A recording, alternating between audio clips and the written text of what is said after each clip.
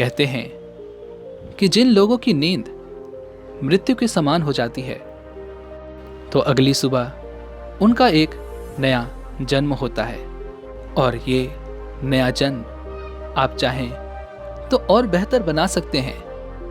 इस दिन को एक नई दिशा दे सकते हैं, एक नया मोड़ दे सकते हैं, एक नया आनंद पैदा कर सकते हैं। हर दिन सूर्य की किरणों के साथ एक नया दिन आता है, और इन्हीं किरणों के साथ यह प्रकृति भी जाग उठती है। हर जगह चिड़ियों के चहचहाने की आवाज सुनाई पड़ती है। हर जगह रस से भरा हुआ यह प्रकृति का संगीत सुनाई पड़ने लगता है। वो खुशबू, वो हवाएं, वो मधुर संगीत जो हमें सुबह सुबह इस प्रकृति के द्वारा सुनने और देखने को मिलता है। इसी प्रकार यदि आपको अपने सुबह बेहतर बनाने के कुछ नियम पता चल जाएं, तो आपका हर दिन आनंदमय, सफलता और कामयाबी से भर जाएगा।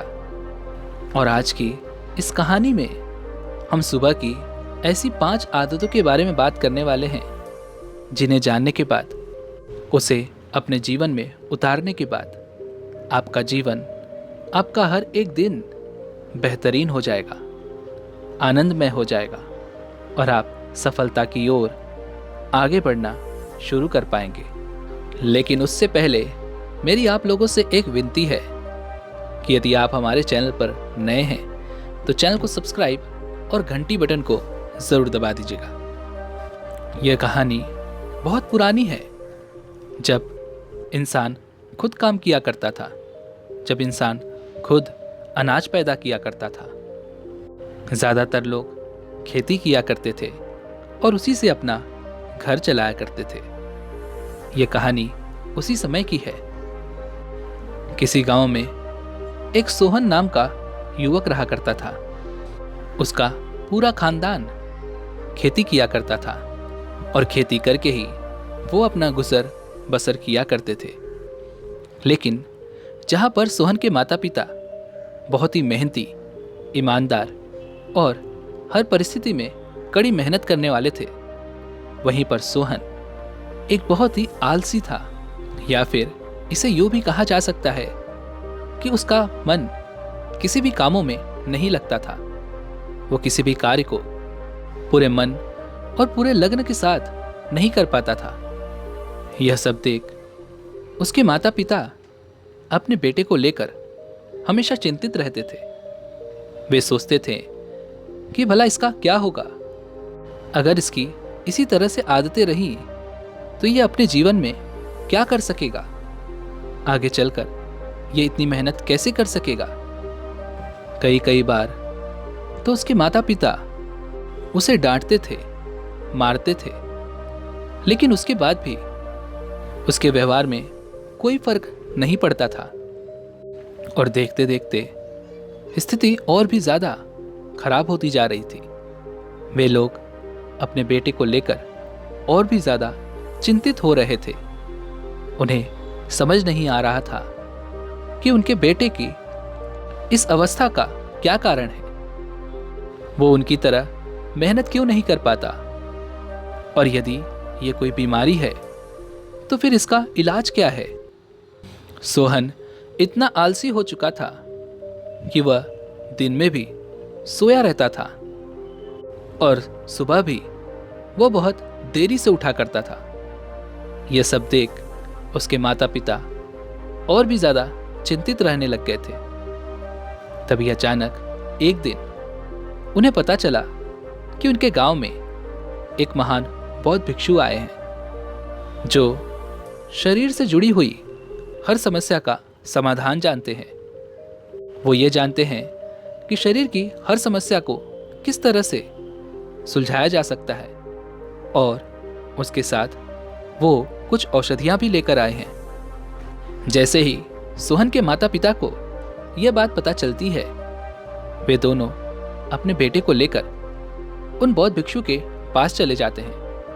वो उनके पास जाकर उन्हें प्रणाम करते हैं और सोहन का पिता उन बौद्ध भिक्षु से कहता है, हे गुरुवर, यह मेरा बेटा है। इसकी उम्र करीबन 20 साल है, लेकिन यह बाकियों की तरह नहीं है। यह बड़ा ही आलसी रहता है। इसका किसी काम में मन नहीं लगता। यह जिस किसी काम को शुरू भी करता है तो उसे पूरा नहीं कर पाता। ज्यादा समय यह अपना बिस्तर पे ही बिताता है। वैसे तो हमने इसे कई हकीमों को भी दिखाया, लेकिन कोई भी हकीम इसकी इस बीमारी का इलाज नहीं कर पा रहा। आप ही मुझे बताइए कि इसे क्या दिक्कत है और इसकी दिक्कत को कैसे ठीक किया जा सकता है। यह सब सुन वह बौद्ध भिक्षु उस युवक को अपने पास बुलाते हैं और अपने पास बैठाकर उसकी नाड़ी की जांच करते हैं। और कुछ समय बाद वह सोहन के पिता से कहते हैं कि यह तो बिल्कुल ठीक है, इसे कुछ भी नहीं हुआ है। इस पर सोहन के पिता कहते हैं, तो हे गुरुवर, फिर भला इसे क्या हुआ है? इसे ऐसी क्या समस्या है जिस कारण जब यह कोई काम करता है तो बहुत ही जल्दी थक जाता है और अपने काम को बीच में ही छोड़कर यह फिर से आराम करने लग जाता है। सोहन की पिता की बात सुनने के बाद वो बौद्ध भिक्षु सोहन से कहते हैं, बेटा, तुम ये बताओ कि तुम सुबह कितने बजे उठते हो? इससे पहले कि सोहन कुछ बोलता, बीच में उसके पिता बौद्ध भिक्षु से कहते हैं कि ये तो सूरज उगने के बाद तक बिस्तर से नहीं उठता, ये सोया ही रहता है। इस पर वो बौद्ध भिक्षु सोहन के पिता से पूछते हैं कि आखिर इसके इतने देर तक सोने का क्या कारण है? क्या ये रात्रि में देर तक जागता रहता है? यह सुन सोहन के पिता कहते हैं, हाँ गुरुवर, मेरा बेटा रात्रि में देर तक पढ़ाई करता है, जिस कारण यह सुबह बहुत देरी से उठता है। यह बात सुनने के बाद वह बौद्ध भिक्षु कहते हैं कि बस यही कारण है जिस वजह से आपका बेटा सुबह बहुत देरी से उठता है और इसी कारणवश इसे आलस्य ने जकड़ रखा है और इसके लिए मेरे पास कोई औषधि नहीं है। लेकिन मैं तुम्हें ऐसी 5 आदतें बता सकता हूं और ये 5 आदतें यदि तुमने अपने जीवन में उतार ली तो तुम्हारा जीवन फिर से उत्साह और जोश से भर जाएगा। तुम जैसा चाहोगे तुम वैसा कार्य कर सकोगे। अपने जीवन को जो दिशा, जो मोड़ देना चाहते हो वह भी तुम आसानी से दे सकोगे और किसी भी काम में तुम्हारा पूरा मन लगेगा और तुम उस काम को गहराई से कर सकोगे। मैं तुम्हें ऐसी 5 आदतें बताने वाला हूं जो आदतें तुम्हारा जीवन बदल देंगी। लेकिन मेरी एक बात याद रखना कि इन 5 आदतों को तुम्हें अगले 21 दिनों तक अपने जीवन में ध्यानपूर्वक करते रहना होगा। ये 5 आदतें शुरुआत में तो तुम्हें थोड़ी सी तकलीफ देंगी क्योंकि तुम्हें इनकी आदत नहीं है, लेकिन उसके बाद तुम्हें इन आदतों को अपनाने के बाद और भी ज्यादा मजा आने लगेगा। तुम्हारा जीवन सुधरने लगेगा और तुम और भी ज्यादा बेहतर महसूस करने लगोगे। आगे वो बौद्ध भिक्षु सोहन को वो 5 आदतें बतानी शुरू करते हैं और कहते हैं कि सबसे पहले जब तुम सुबह सुबह उठते हो तो अपने लिए, अपने इस जीवन के लिए उस परम पिता परमेश्वर को धन्यवाद देना शुरू करो, क्योंकि उस परम पिता परमेश्वर ने तुम्हें एक स्वस्थ और सुखी जीवन दिया है। यह स्वस्थ शरीर हर किसी को प्रदान नहीं होता। ये तुम्हें मिला है तो इसके लिए तुम्हें धन्यवाद देना चाहिए, तुम्हें कृतज्ञ होना चाहिए। यदि तुम इस संसार में देखोगे तो कितने ही विकलांग और कुरूप व्यक्ति तुम्हें इस संसार में मिल जाएंगे, यदि तुम्हारे साथ भी कुछ ऐसा हुआ होता तो क्या तुम खुश रह पाते? इसलिए भगवान का धन्यवाद दो कि उन्होंने तुम्हें एक अच्छा और स्वस्थ शरीर दिया है, एक अच्छा जीवन दिया है। और हमारी सांसें, जिनके लिए तुम्हें धन्यवाद देना चाहिए, क्योंकि हमारी सांसें हमारे जीवन का एक अनमोल तोहफा है। यह तोहफा हर किसी को नहीं मिल पाता। हम में से किसी को नहीं पता कि हमारी आखिरी सांस कौन सी होगी। इसलिए जब तक ये सांसें आपके साथ हैं, तब तक उस परमपिता परमेश्वर को धन्यवाद अवश्य दो। इन सांसों के लिए धन्यवाद देते समय अपने अंदर धन्यवाद का भाव प्रकट करो। उसके बाद इन खुले आसमान के नीचे आकर इन हवाओं को महसूस करो। इन पत्तियों के झरझराने की आवाज को महसूस करो, बहते हुए पानी की आवाज, चिड़ियों के चहचहाने की, इस प्रकृति की अनेक सुंदरताओं और इनके रस को महसूस करो। और इसके लिए उस परमपिता परमेश्वर को धन्यवाद दो, जिस कारण तुम इस प्रकृति से जुड़ने लगोगे और यह प्रकृति तुमसे जुड़ने लगेगी और तुम बहुत ही अच्छा और आनंदमय महसूस कर पाओगे।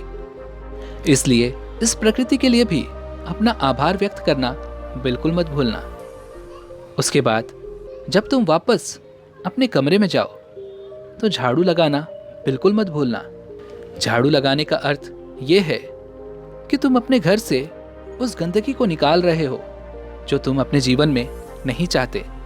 अर्थात तुम अपने मन में जो भी गंदगी नहीं चाहते, सुबह सुबह तुम उसे भी निकाल फेंको।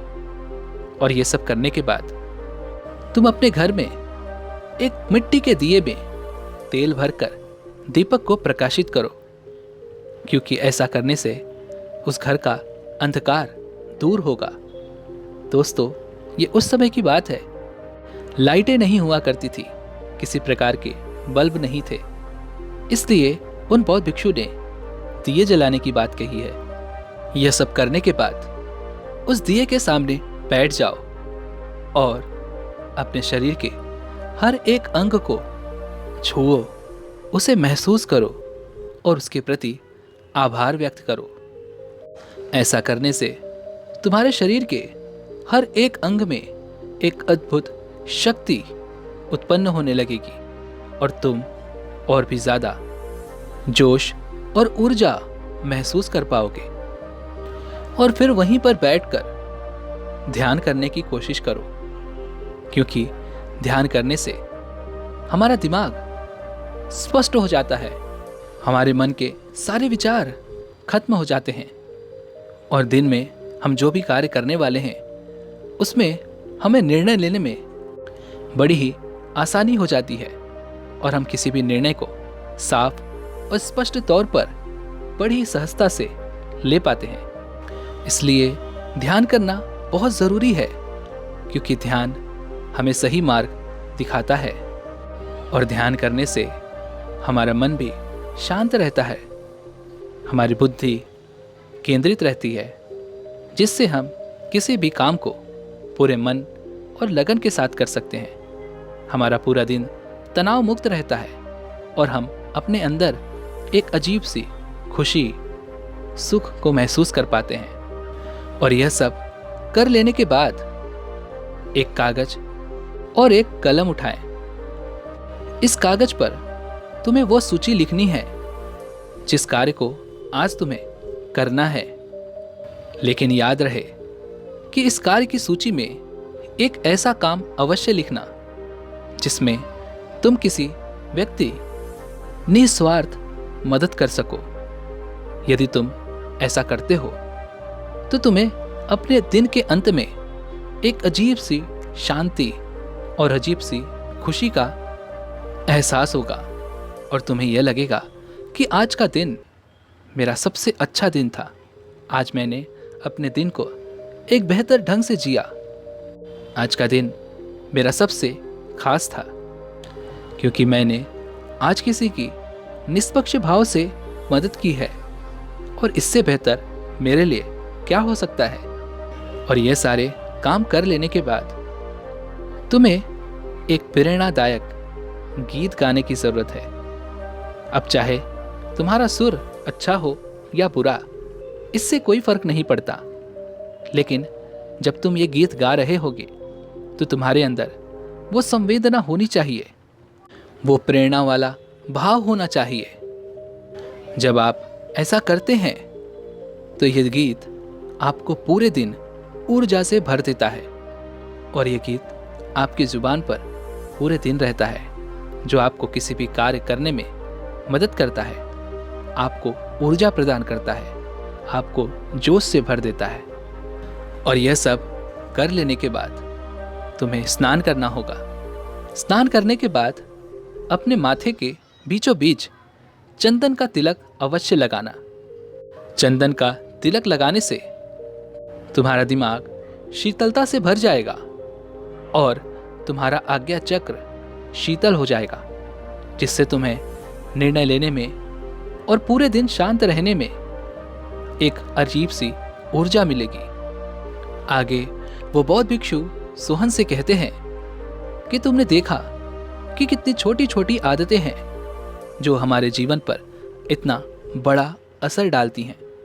यदि तुमने इसे अपने जीवन में उतार लिया, अपने जीवन में इसे अपना लिया, तो तुम्हें कभी भी किसी काम को जोर जबरदस्ती नहीं करना पड़ेगा।